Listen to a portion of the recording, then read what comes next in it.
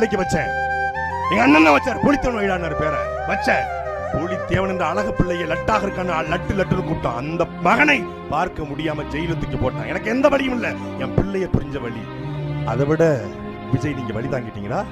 கம்பி கேட்ட அந்த பக்கம், இந்த பக்கம் நான் நிக்கிறேன், சிறையில நிக்கிறேன். அந்த பக்கம் என்னுடைய மனைவி என் மகனை தூக்கி கொண்டு நிக்கிறாங்க.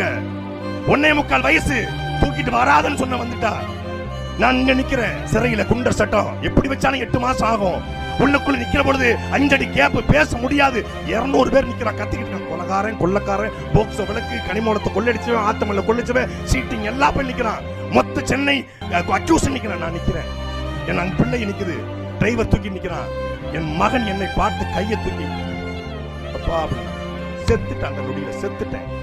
அந்த நொடியில ஒரு முடிவெடுத்த, சாகும் வரை இந்த திமுகவை சாகடிக்காம சாக கூடாதுடா.